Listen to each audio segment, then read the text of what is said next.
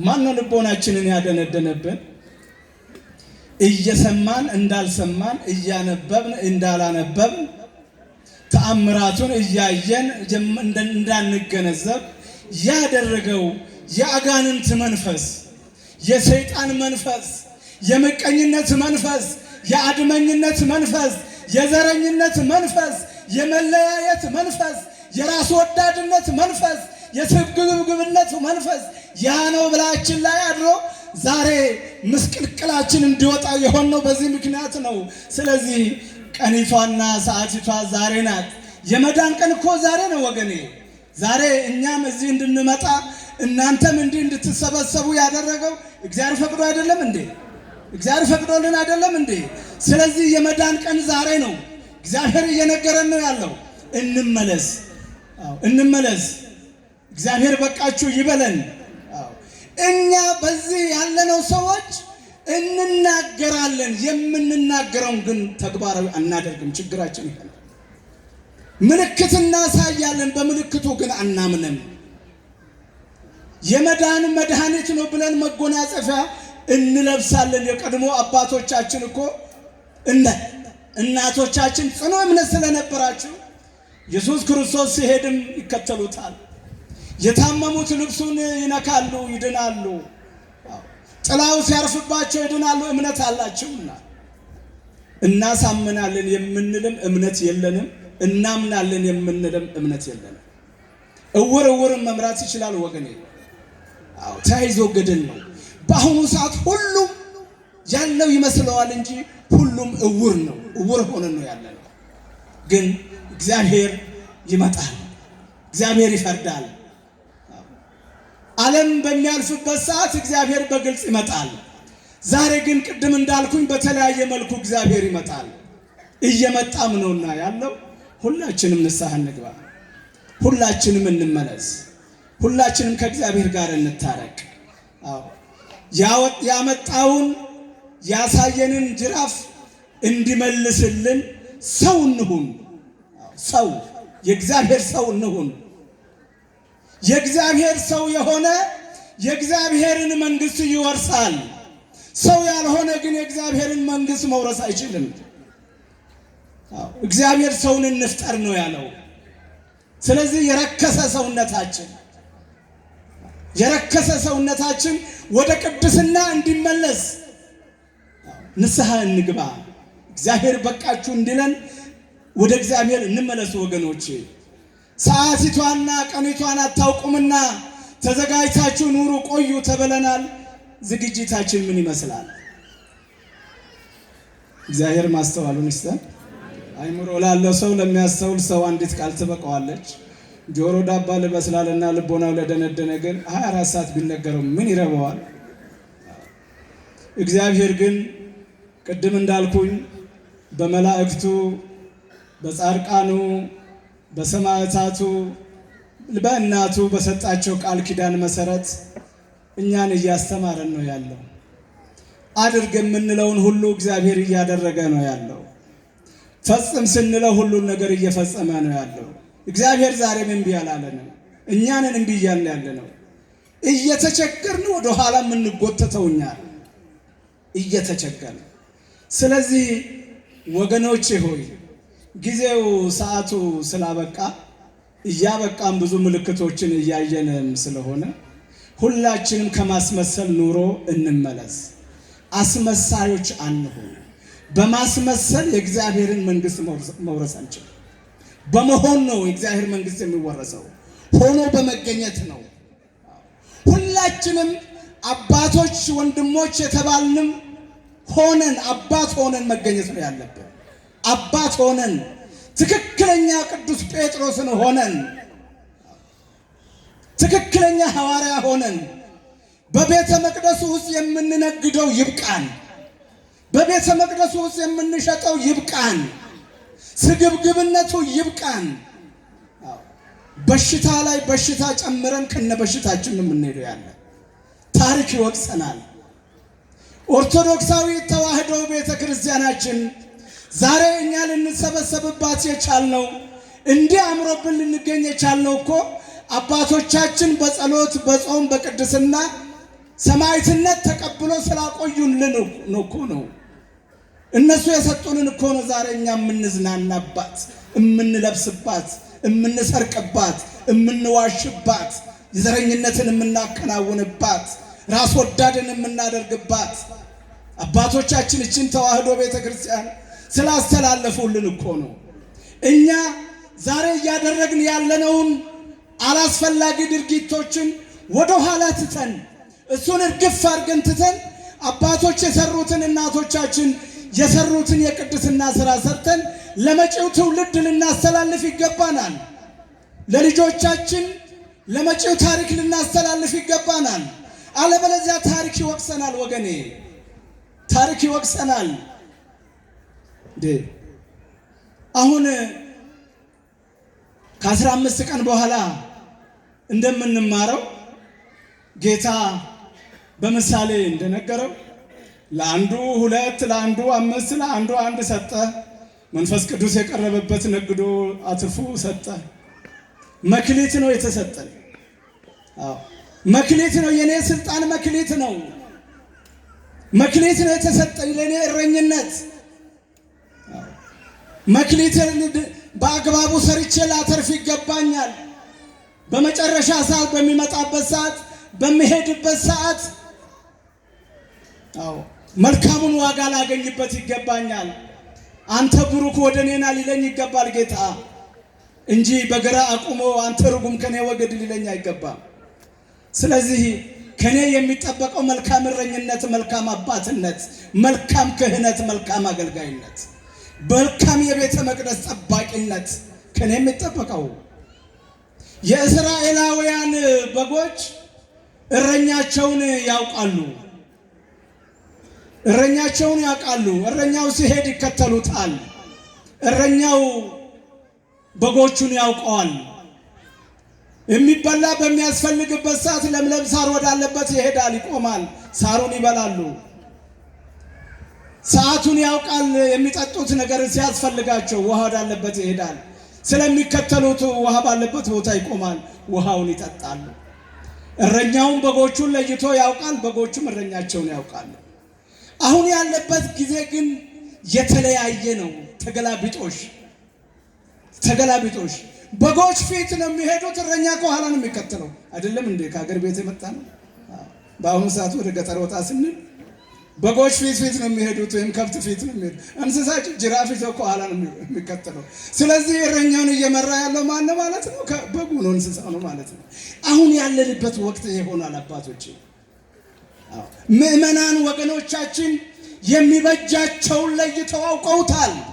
የቄሱ ጉዳይ፣ የመነኩሴ ጉዳይ የራሱ ጉዳይ ብለዋል። ያለን አይምሰለን፣ የለንም። ራሳቸው የመዳኑን መንገድ ይዘውታል። በእውነት እግዚአብሔር መንፈስ ቅዱስ አድሮባቸው እንጂ የኛ ስብከት የኛ ሕይወት አስተምሯቸው ነው እንደዚህ እንግዲህ የሞሉት ምእመናን። መንፈስ ቅዱስ እነሱ ላይ አድሮ ነው እንጂ። ስለዚህ አሁን እኛን እየመራችሁ ያላችሁት እናንተ ናችሁ። መመካት አይገባም እንጂ መመካት የሚገባ ቢኖር ኖሮ እናንተ ምእመናን ልትመኩ ይገባል። እግዚአብሔር ከእናንተ ጋር ስለሆነ አመስግኑት እግዚአብሔር። ያልጠፋ ነው ከእግዚአብሔር ምሕረት የተነሳ ነውና፣ ያልጠፋ ነው ከእግዚአብሔር ቸርነት የተነሳ ነውና። እግዚአብሔር ልጆቹን ወገኖቹ እንዲጠፉ አይፈልግም። ወገኖቹ ልጆቹ እንዲጠፉ ስለማይፈልግ ልቦናችንን መለስ አድርጎ ወደ ቤተ መቅደሱ ሰበሰበን። እኛ ጌታ ሐዋርያውን ቅዱስ ማርቆስን ምክንያት አድርገን፣ ቅዱስ ሚካኤልን ምክንያት አድርገን ወደ ደጁ እንድንሰበሰብ አደረገን የኛ አምላክ። ክብር ምስጋና ለእርሱ ይሁን።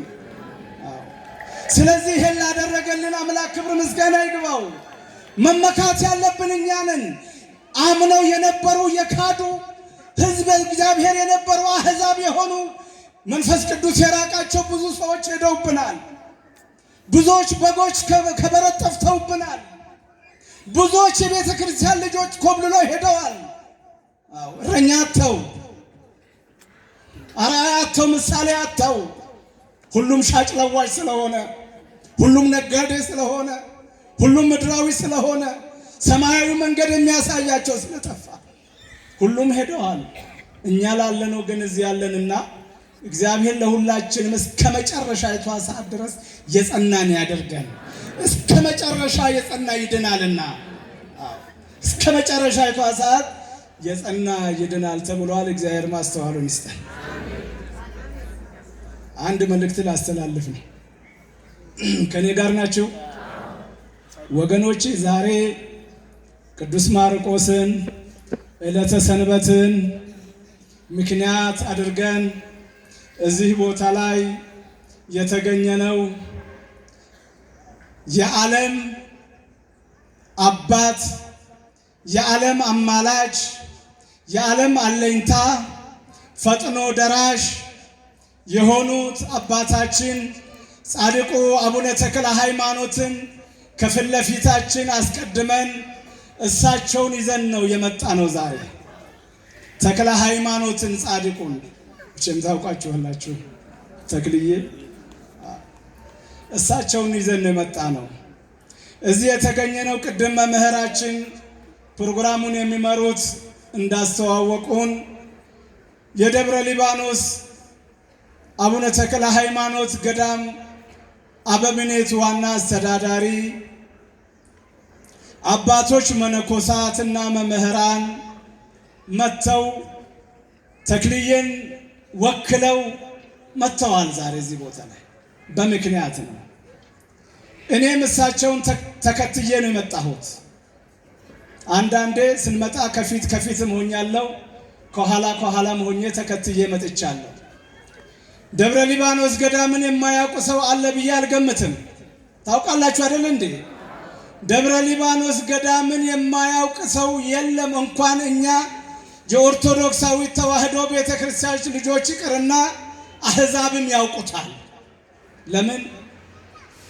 ወገኖቻችን ሕዝበ ክርስቲያን ከዚህ ዓለም በሚያርፉበት ሰዓት ለጻድቁ አቡነ ተክለ ሃይማኖት በተሰጣቸው ቃል ኪዳን መሰረት እዚያ ቦታ አጽማቸውን ለማሳረፍ ብዙ ወገን ከውጭ ያለው ወደ ሀገር ቤት መጥቶ ሀገር ቤትም ሲመጣ ወደ ደብረ ሊባኖስ ከመላ ሀገሪቷ ወደ ደብረ ሊባኖስ ዘመዱን ያላሳረፈ የለም። ይሄም በረከትን ለማግኘት ነው። የጻድቁን ቃል ኪዳን ለማግኘት ነው። ደብረ ሊባኖስ ገዳም እዛ ያሉ አባቶቻችን በገዳም ውስጥ ያሉት መናንያን እጅግ በርካታ በሺህ የሚቆጠሩ አባቶች አሉበት። በዛ ገዳም ላይ ታውቃላችሁ። በዚህ ገዳም የሚያገለግሉ በተለያየ መልኩ የሚያገለግሉ መምህራን፣ ተማሪዎች፣ የቤተ ክርስቲያን ልጆች ነገ ፍሬ የሚሆኑ የሚያፈራ ታላቅ ገዳም ነው። በዚህ ገዳም ውስጥ በተለያዩ ስራ የሚያገለግሉ መደበኛ እዛው የሚኖሩ ከከተማ ወጥተው አየር አብራሪ አለ፣ ሹፌር አለ፣ ነጋዴ አለ፣ ገበሬ አለ፣ ተማሪ አለ፣ በቃል ኪዳን የተወለደ ሕፃን አለ። ሁሉም ቤቱንና ንብረቱንና እናት አባቱን ትቶ ደብረ ሊባኖስ ገብቷል። ይሄ ሁሉ እዛ ቦታ ላይ የሌለ ሙያተኛ አለ። ሁሉም የሄዱት ጻድቁን ተክለ ሃይማኖትን ፈልገው ዓለምን ንቀው መንነው ነው። በአገልግሎት ተመድበው ገዳሙን እያገለገሉ የሚገኙት ከ500 በላይ ሰዎች ናቸው። ተሳሳትኩ? ክቡር ጸባቴ ጎሽ ጨምሯል። አሳነስከው። አሁን ከ800 በላይ ሆኗል። ዓለም የባሰ ስታስቸግራቸው ወደ ገዳሙ የገቡ በርካታ ወገኖቻችን መጥተው መደበኛ አገልጋዮች ከ800 በላይ ሆኗል። ወደ 1000 ተጠግቷል ማለት ነው። ይሄ ሁሉ አባቶች ያው የደብረ ሊባኖስን መንፈሳዊ አገልግሎት ታውቃላችሁ። ሙሉ አገልግሎት ነው የሚሰጠው 24 ሰዓት። ለቁመተ ሥጋ እህል የምትቀመሰው በቀን አንዴ፣ እሷም 11 ሰዓት ላይ 24 ሰዓት አገልግሎት የሚሰጥበት ቦታ ነው። ይህ ገዳም እዚያ ቦታ ላይ እነኚህን አባቶችን ይዞ የሚገለገለው ለለቅሶ የሚሄዱ ለቀብር የሚሄዱ በቀን ከ7 እና ከ8 በላይ አስከሬን ነው፣ ቀብር ነው የሚከናወንበት እዛ ቦታ ላይ በቃል ኪዳኑ መሰረት። ያንን ሁሉ አጅቦ የሚሄድ ብዙ ህዝብ ነው ያለው፣ በሺህ የሚቆጠር ህዝብ። እንደገና ይሄ ገዳም ህዝቡ እዛ ሲሄድ ከጻድቁ ቃል ኪዳን መሰረት ሳንቲም ስለሚጥል የነኚህ የመናንያን መተዳደሪያ ነው። ከዛም ውጪ ክብረ በዓል ግንቦት፣ ነሐሴ፣ ታህሳስ እንዲሁም በየወሩም በ24 እየሄዱ ተክለ ሃይማኖት ሄደው በረከት ተቀብዬ ልምጣ ብለው በእንጦጦ በር የሚጎርፉ ብዙ ህዝብ ነው ያለው በየወሩ። ሁላችሁም ታውቃላችሁ። ያ ህዝብ እዛ ጋር ሳንቲም ይጥላል። እንደገና ገዳሙ በቀድሞ በድሮ በተለያየ ቦታ ላይ በአባቶቻችን የተሰጠው ርስት መሬት ነበረው። በመርሃቤቴ በግራር ጃርሶ በዚያ በቆላው መሬት ነበረው። እየታረሰ ገበሬው ያርስና ለተክልዬ ይልካል። መተዳደሪያው ይሄ ነው የነበረው። አባቶች ገዳማውያን ከዛ ከገዳሙ አገልግሎትም አርፈው በሰኔ ላይ ሰኔ ስብት የሚዘራው አዝዕርት ለፍሬ እንዲያበቃ በሀገሩ ላይ ረሃብ፣ ችግር፣ ጦርነት፣ ቸነፈር እንዳይኖር ጽና ይዘው መስቀል ይዘው ሰላሌ ሜዳውን ቆላውን እየዞሩ ያጥናሉ እየዞሩ በሰኔ ወር ላይ ክረምት መግቢያ ላይ መጪው ክረምት የሚዘራው አዝዕርት ለፍሬ እንዲበቃ ህመም በሽታ እንዳይኖር አባቶች ከገዳሙ አልፈው ገጠር ለገጠር እየዞሩ ያጥናሉ፣ ህዝቡን ይባርካሉ ጻድቁን ይዘው። እነኚህ በክረምት በሰላም ያለፉት አዝመራው ለፍሬ የበቃላቸው አባቶች ገበሬዎች፣ የአካባቢው ገበሬዎች በመከር ወቅት በጥርና በየካቲት በየቀበሌው በየጎጡ ከወቁት እህል ላይ አስራት በኩራታቸውን ይሄ የተክልዬ ነው እያሉ ከስንዴውም ከባቄላውም ከገብሱም ከላዩ ላይ እያነሱ አንድ ቦታ ያጠራቅሙና በየቀጠናው አርገው በአህያ ጭነው መኪና ወዳለበት መኪና ያለበትን አንስቶ ለገዳሙ ያስረክባል። የገዳሙ መተዳደሪያ ይሄ ነው። በገዳሙ ውስጥ ያለው ቅድም እንዳልኳችሁ ገንዘብ የሚከፈለው ብር የሚከፈለው ደሞዝተኛ የለም። ገዳሙ ውስጥ ደሞዛቸው ዳቤ ነው፣ ደሞዛቸው ንፍሮ ነው። ከዚህ ውጪ ደሞዛቸው ቃለ እግዚአብሔርና እግዚአብሔር በረከት ነው። ቅድም ያልኳችሁ ከ800 በላይ የሆኑት መናንያን አባቶች ሊቃውንት ያሉበት ያ ገዳም የሀገር ባለውለታ ባለ ታሪክ ገዳም ይሄ ነው። በእንዲህ ነበር የነበረው። ዛሬ ላይ ይሄን ገዳም ሰው እንደምታውቁት ዘመዱ ከዚህ ዓለም በሞት ሲለይ ሄዶ የሚቀብር ሰው ጠፍቷል። ዛሬ ሄዶ ቀብር የሚሄድ ሰው የለም፣ ቀብር የለም። እንደምንም አንዳንዶቹ በለስ የቀናቸው እንደምንም አዲስ አበባ ከተማንና ሌላውን 12 ሰዓት ለቀው 6 ሰዓት እዛ ደርሰው 6 ሰዓት አካባቢውን ለቀው መመለስ አለባቸው። ከ6 ሰዓት በኋላ ሌላ ነው። በዛ አካባቢ ላይ ቀብር የሚሄድ ሰው የለም። የገዳሙ ይዞታ መሬት ታርሶ ገበሬው አርሶ ይልክላቸው የነበረው እርሻ የሚያርስ ሰው ጠፍቷል። እንኳን የገዳሙ እንኳን የቤተ ክርስቲያን በአሁኑ ሰዓት የግል የራሱንም እርሻ አርሶ ወደ ጎተራ የሚከት ገበሬ ጠፍቷል። በአሁኑ ሰዓት የገዳሙ መሬት የራሱ ይዞታ ባዶን ነው። ወደ 2 ዓመት እየሆነ ነው። ባዶን ውሃ እየጠጣ ነው ያለ። የሚያርስ ሰው ጠፍቷል። ስለዚህ ወደ ገዳሙ የሚጫን እህል የለም። አባቶች በሰኔ ላይ ሄደው ጽና ይዘው ያጥኑ የነበረ ይባርኩ የነበረ ሀገርን ይቀድሱ የነበረው ጫጋልን ታውቃላችሁ? ገዳም መግቢያ ጫጋል ታውቃላችሁ? ከጫጋል ወደ ላይ ማለፍ አልቻሉም አባቶች። እንኳን ገጠር ለገጠር ሊሄዱ ጫገልን ሊያልፉ አልቻሉም። እነዚህ አባቶቻችን ዛሬ የመጡት ትናንትና ጠዋት ነው የመጡት። ለዛሬው ፕሮግራም ትናንትና ጠዋት ነው የመጡት። ትናንትና ጠዋት መጥተው ነው አሁን ዛሬም አይሄዱም፣ ነገ ነው የሚሄዱት። ነገ በጠዋት በሌሊት፣ አለበለዚያ ሰዓቱ ይደርሳልና 6 ሰዓት ያልፋል። አባቶች ሄደው ማገልገል አልቻሉም። አስራት በኩራቱን አርሶ ካገኘው ላይ ለተክልዬ እያለ ይጭን የነበረው ወገኔ ዛሬ ራሱም እጁ አጥሮታል። ራሱም ሊያርስ አልቻለም። ራሱም ሊያቀብል አልቻለም። በሰላም ምክንያት ምን ምክንያቱም ባል ነገር ታውቁት የለም። ስለዚህ እዛ ውስጥ ያሉት መናንያን እኔ መኖር የሚሻለኝ በእግዚአብሔር ቤት ውስጥ ነው። ሐዋርያው ቅዱስ ጳውሎስ እንደተናገረው ወንድሞቼ ሆይ ዓለም ሁሉ ኃላፊ ነው፣ ንብረት ሁሉ ኃላፊ ነው።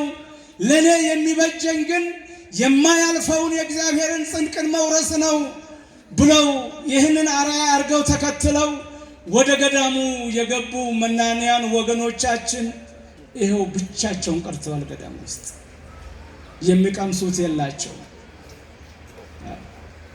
ለድፍሮ ለዳቤ ለነዚህ ባለሳሳት አሁንም በቀን ስንት ነው አባቴ?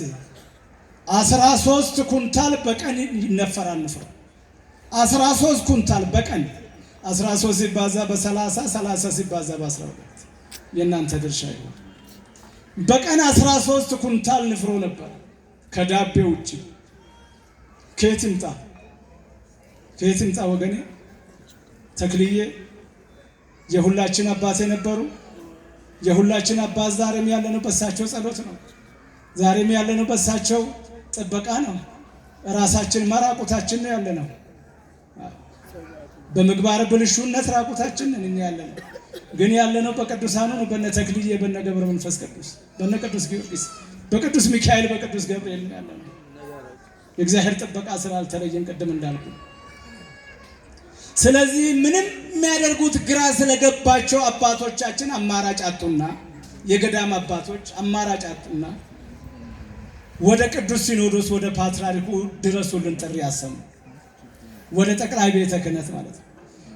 ለቅዱስ አባታችን ይሄ ገዳም ፈረሰ፣ መናንያን ጠፉ እንዲሆን ሲሏቸው ቅዱስ አባታችን ብፁዕ ወቅዱስ አቡነ ማትያስ ቅዱስ ሲኖዶስ አባላት አባቶችን ሰብስበው አወያይተው ኦርቶዶክሳዊ ተዋሕዶ ቤተክርስቲያን መገለጫችን ተክለ ሃይማኖት ገዳም ነው። የሁላችን አርአያ ምሳሌ የሚሆነን የኛ የምንኩስናችን ማረጋገጫ የቆባችን ማረጋገጫ ተክለ ሃይማኖት ናቸው። የእሳቸው ቤት ፈርሶ እንዴት በሚል አባቶች ተነጋግረው በአገር ውስጥም ያሉት በውጭ ሀገር ያሉትም በአዲስ አበባ ከተማ ያሉትም ካህናቱም ምእመናኑም ተባብሮ ጊዜ እስከሚያልፍ ድረስ ይህን ገዳም ልንደጉም ልንረዳ ይገባል ብለው አባቶች ወስነው ቅዱስ ሲኖዶስ ወስኖ ደረጃ በደረጃ ለጠቅላይ ቤተ ክህነት፣ ጠቅላይ ቤተ ክህነት ለአዲስ አበባ ሀገረ ስብከት፣ የአዲስ አበባ ሀገረ ስብከትም ለመላ ገዳማትና አድባራት ካህናቱ ምእመናኑ ለገዳሙ ድጋፍ እንዲያደርጉ፣ ገዳሙን እንዲረዱ፣ ከገዳሙ ጎን እንዲቆሙ። የሚገርማችሁ ወገኖቼ ሆይ ከኔ ጋር ናችሁ? ነው እንቅልፍ ይዛችኋል? ለሊሰውታችሁ ምን እናድርግ? እንዲህ አይነት ጊዜ ላይ ደረሰ። እንዲህ አይነት ዘመን ላይ ደረሰ። የሚገርም ነገር ጻድቁ አባታችን አቡነ ተክለ ሃይማኖት በዛ በገዳማቸው ሆነው እድሜ ልካቸውን ይዘው ተሸክመው ይጸልዩባት ይዘው ይጸልዩ የነበሩ የእመቤታችን ቅድስት ድንግል ማርያም ጽላት ነበረቻቸው። የተክለ ሃይማኖት ድንግል ማርያምን ጽላት ይዘው ነበረ ሲጸልዩ የነበረው ተክለ ሃይማኖት። ያቺ ጽላት ያቺ ታቦት ዛሬም እዛው ገዳም ነው ያለችው። አባቶች ሀገር ሰላም ነው ብለው ሁሉ ነገር እናከናውናለን ምእመናን አሉ ብለው ይህችን የማርያምን ጽላት የተክልዬን ታቦት ለብቻ እናውጣ ብለው ለብቻ ቤተክርስቲያን እንስራላት ብለው ህንፃ ጀምረው እየተሰራ ነበረ። በጥሩ ሁኔታ ሄዶ ነበረ። ያችን ታቦት ጽላት እዛ ለማስገባት ማለት ነው። እሱም ቆመ፣ ህንፃ ግንባታውም ቆመ። ስለዚህ አሁን መጀመሪያ ህንፃ ሥላሴ ተባለ። ሰው ይኑር መጀመሪያ፣ ያ ጊዜ ገቢር ለእግዚአብሔር፣ እግዚአብሔር የፈቀደ ቀን ይሆናል ተብሎ እግዚአብሔር በወደደ ሰዓት እንደጀመረ እሱ ይጨርስ ብለው ወደ መቅኖኗ፣ ወደ መቅመሻዋ፣ ወደ እህሏ፣ ወደ ንፍሮዋ፣ ወደ ዳቤው ነው አድሎ ያደረጉት። ስለዚህ የአዲስ አበባ ሀገረ ስብከት ይህን ችግር ለገዳማትና አድባራት መልእክቱን ልኳል። ለክፍለ ከተማ ቤተ ክህነት መልእክት ልኳል። እኔ ቢሮ መጥቷል። እኔ እንደ አራዳና ጉለሌ ክፍለ ከተማ ቤተ ክህነት የኔ ቤተ ክህነትነቴ፣ የኔ ቅስናዬ፣ የኔ ህልውናዬ፣ የኔ መንፈሳዊነቴ፣ የኔ አባትነቴ ማረጋገጫዬ ተክለ ሃይማኖት ናቸው።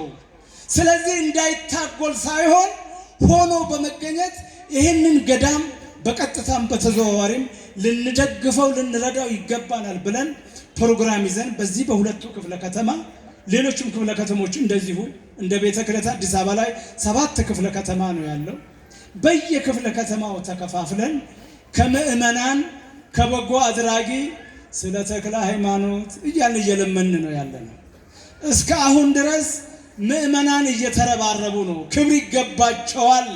አዎ ክብር ይገባቸዋል ምእመናን። የተክልዬ ማንነት የገባቸው፣ የጻድቁ ማንነት የገባቸው ምእመናን የተክልዬ ልጆች ብዙዎች አሉ፣ እየተረባረቡ ነው ያሉት። ግን ገቢውና ወጪው ስላልተመጣጠነ ነው።